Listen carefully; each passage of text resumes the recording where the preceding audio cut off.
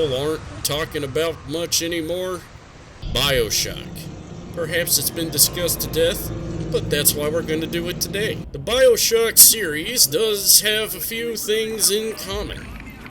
For example, they are all FPS games, first-person shooter, that takes place in fantasy worlds.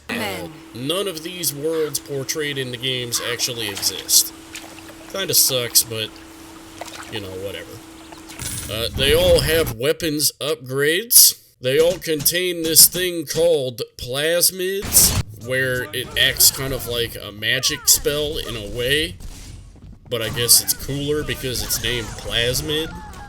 They're all supernatural abilities, like you can make electricity jump out of your hand, or create fireballs, get your Goku on, you know, whatever. And they were all published by 2K.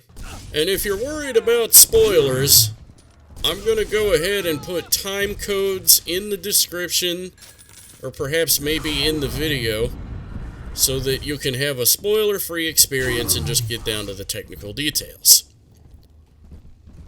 If you're one of the handful of people that haven't played these games yet. Okay, anyway, on to Bioshock 1. Bioshock 1 starts off with a plane crash and discovering a lighthouse by the plane crash. Going inside, you see an elevator decide to go down, and the propaganda that you see and hear over the loudspeaker actually makes some sense. More that I think about it. I am Andrew Ryan, and I'm here to ask you a question. Is a man not entitled to the sweat of his brow? No, says the man in Washington, it belongs to the poor. No, says the man in the Vatican, it belongs to God. No, says the man in Moscow, it belongs to everyone. I rejected those answers.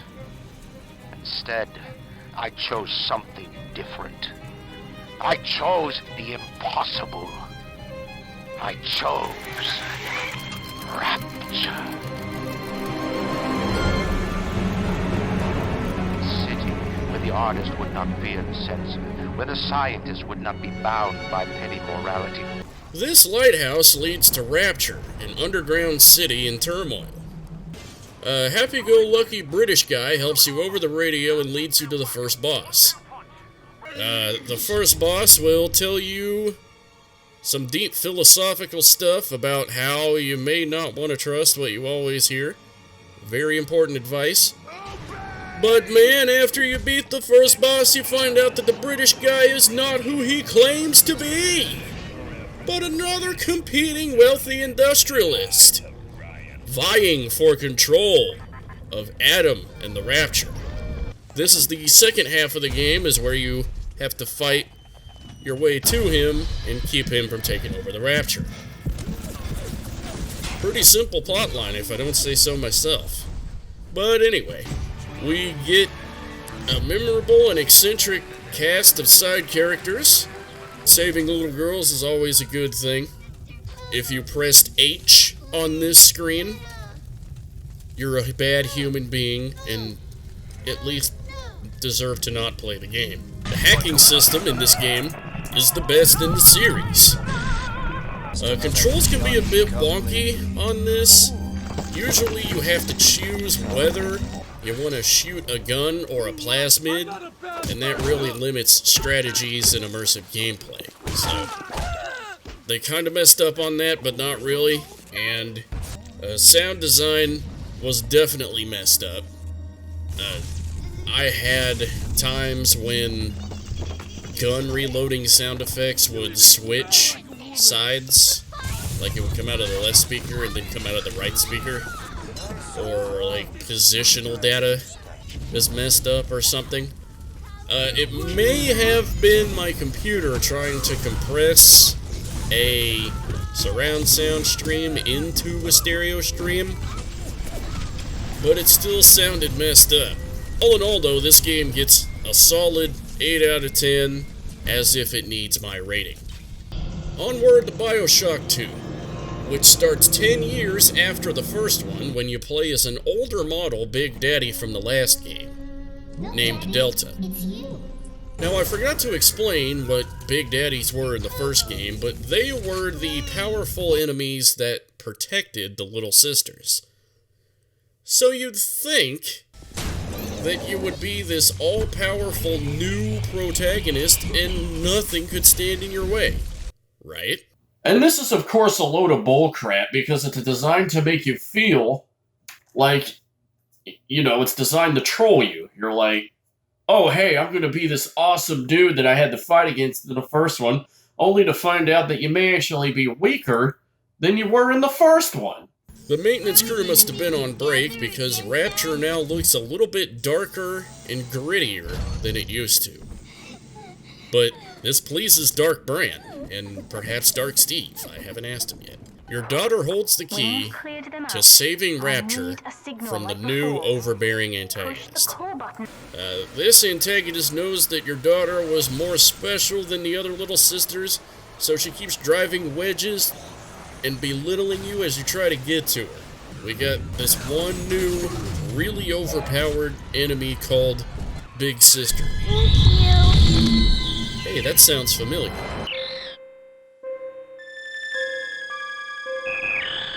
The first scene of the in-game sequence really does suck. Run!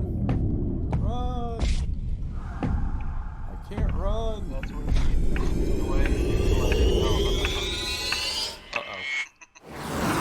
oh no! But the rest is awesome, you know. Rest is pretty positive. The zany side characters do a better job of blurring the line between good morality and revenge than the first one. Indeed, this first side character that I ran into, I decided to shoot her because she was being a punk towards me. But as I later found out, that was not the thing to do. Swan song. Well, I back your survival instinct, Chief. In Rapture, a bleeding heart tends to bring in the sharks. Thanks to the fine southern gentleman over the radio. Bioshock 1 had a lot of black and white style backstory to their side characters, where 2 featured something more along the lines of, yeah, I mean, I did this, but I don't know if I should have, which is quite a bit more interesting. The controls are smoother and more intuitive than the first one. For one, there's a separate key to switch plasmids now, which is awesome, because you can now shoot a plasmid and a gun at the same time, leading to all types of awesome weapon combos and, you know, general gameplay strategy that was just simply not possible in the first one.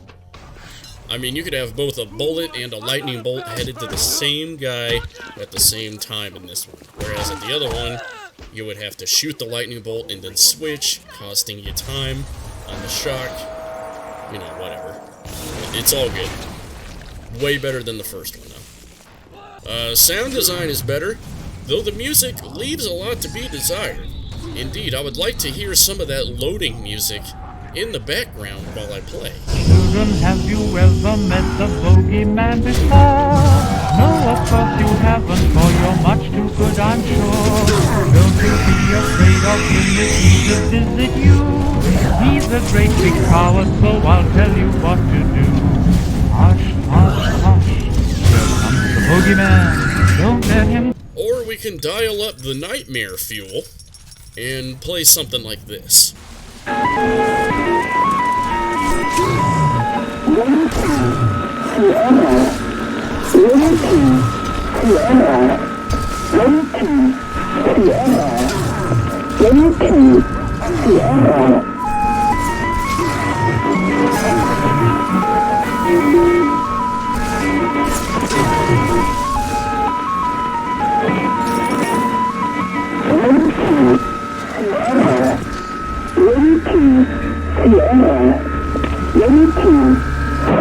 The little sisters are even cuter, so you should not be pressing the H button to harvest them.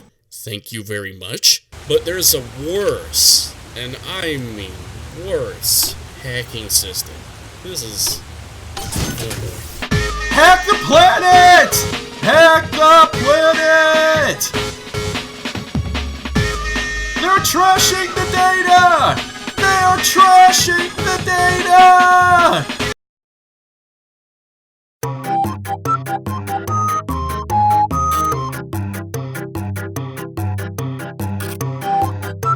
All in all, it's an 8.5 out of 10.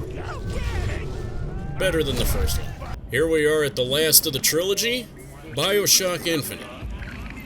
In Bioshock Infinite, you play as generic action hero number 52. 30 to 40 years before the events of Bioshock 1, though you're going to want to remember that later. It's a detective sent out to find a girl and return to shadowy boogeymen behind the office door. Great kickoff for a quest. He keeps having nightmares about the city of New York going up in flames. Now, usually whenever you start off a game, you don't want to ramp the difficulty level up right away. But this game has the hardest, most ridiculous puzzle in video gaming history. This is ridiculous. I can't figure it out.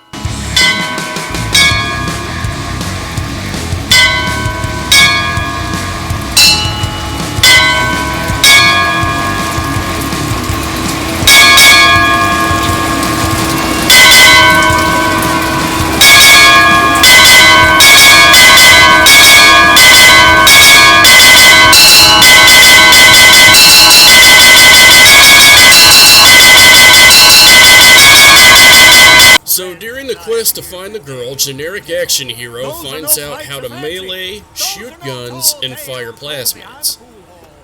We also learn about our environment, the Kingdom of Zeal.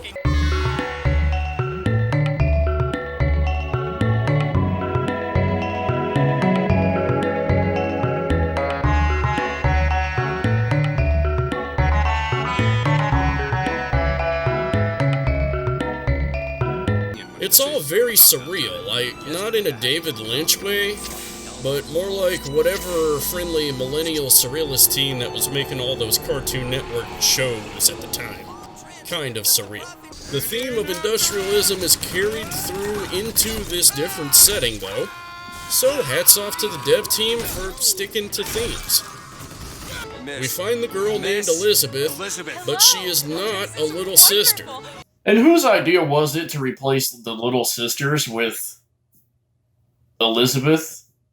Like, did the Little Sisters make the playtesters uncomfortable? She at least helps you through the rest of the game sometimes, though. So, she wants to go to Paris, but uh-oh, something's wrong. You lied to me, Mr. Generic Action Hero. And they're still in Colombia. Later in the plotline, we find out about rifts.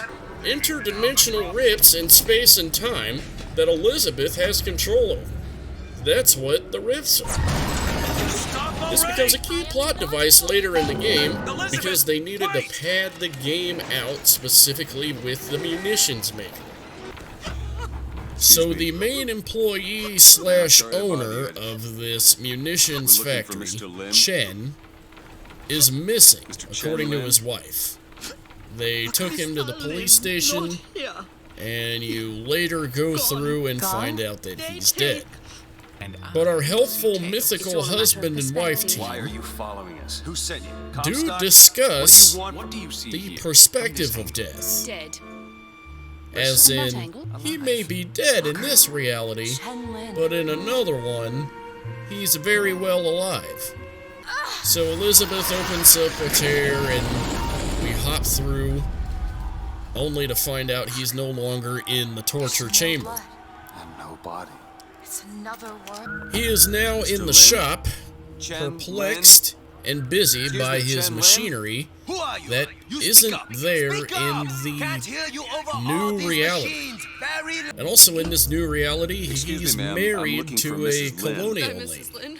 No, I mean a little This Chinese colonial lady. lady says that Mrs. Lynn. his tools are in the police What's he depot. got without his tools? They were seized, Your evidently. husband is a bit out of sorts. So we go through all this nature stuff. We go through into Shantytown and through the bar and all that. Into the police station. We find his stuff, and there's way too much to carry on your own. But hey, there's a rift you can go through in which his tools were never seized. Pretty convenient, right? Another version of this room that doesn't have any. Hold on to that. Well, if the tools aren't in there... Because this directly contradicts the end of the game. And of course, we got the other logistical issue of why couldn't we just pick this third reality to go to first anyway? Because we needed more video game, that's why. We then march on through the plot, a bunch of other things going on until we get to arming the rebels. Which, you think they would have taken a lesson from Ronald Reagan on this one. Did we not learn anything about Iran-Contras and anything? But, oh wait, we're going to need to wait another 70 years to figure that one out. But not with the rift! Later on down the line, she needs to exhume her dead mother to get into the family manor. It's the only way she can get to Father Comstock. She has to place a hand on a key. So, and her mom's been dead for years. But wait, she's a spirit! And those spirit fights suck. The second hardest thing to do in the game. So after fighting our way through the manor, we get onto the Comstock blimp fight. Which, here we go. I actually had to lower the difficulty on that.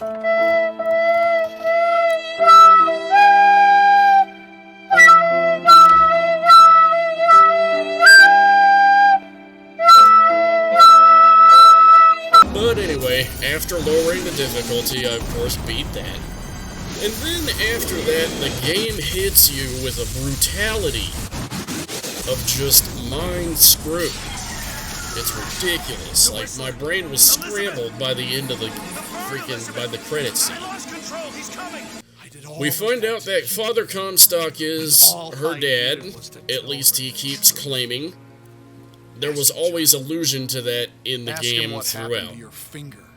But generic action hero has been referred to as the false prophet the entire game, but only because Comstock hates him and knows that the grand showdown at the end was going to happen, because he's also a prophet. He's a father and a prophet. This is all getting to be type of like Brother Stare-ish. If any of you heard Brother Stare on a shortwave radio station, or probably more relatably like a Jim Baker type thing. But anyway, Elizabeth hints at the fact that you're probably her dad. At which point I was doing, Jerry, Jerry, Jerry. There's an angrier tone in Father Comstock's audio logs as you progress through the game, kind of hinting at that fact may be the truth. And her shortened figure is the indicator, although you don't find out about this until like literally the last 3 minutes of the game. During this whole mind beatdown, she takes you through to the beginning of the game. Well, balls, you know, do I have to play the game again? But instead of going through, we proceed through to a menagerie of lighthouses. And she goes on to explain that each lighthouse is symbolic of a choice. Oh shit, it's a new Silent Hill game! Woohoo! Everybody is right! Every interpretation is right! Trophies and achievements for everybody! Trophies, achievements, Woo! You get a trophy? Which you know what that means. That means that in this lighthouse, this is where the irate gamer is the angry video game nerd. That lighthouse over there is where Jerry Seinfeld never stopped making Seinfeld. And that lighthouse is where the average millennial has a 6-digit salary, house, and full family. Man, what a crappy reality. Yeah, so remember that whole sequence at the munitions factory where we had to pick the reality in which there was a violent uprising and Chen, the weapons maker, was not beaten to a bloody pulp? Then they must be back Back at the shop. Yes, there exists a reality in which there was no bloody revolt, and Chen was still alive and making stuff. How crazy is that? Then why did we have to go through the whole violent revolt thing? Oh yeah, because we needed more video game. That's why. Anyway, we go through the baptism scene again, because we need to. Only now, You chose to walk away. before going through it, there are about 5 million Elizabeths that litter the screen. One for each decision that both Generic Action Hero and Father Comstock made. The only thing to do is to kill Generic Action Hero. Makes sense, right? As he dies, the Elizabeths disappear, proving Generic Action Hero is the real dad.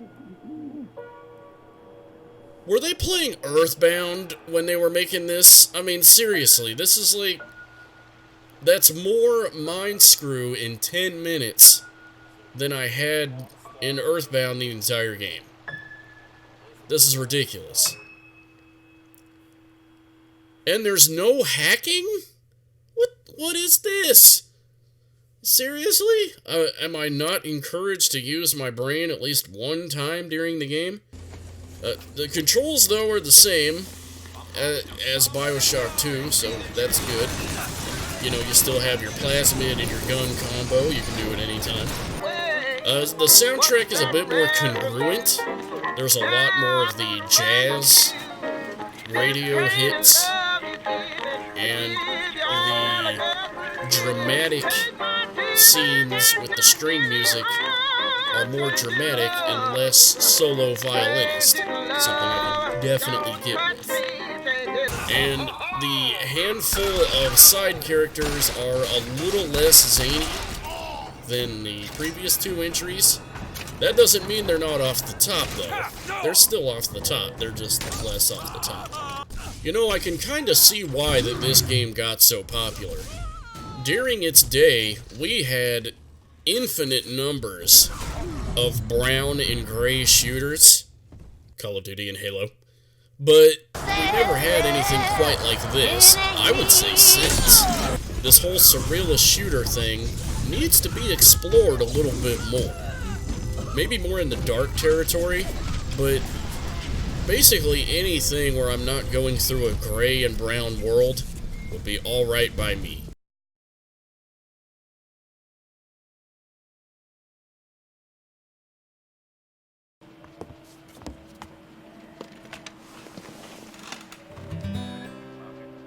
Ain't got no water.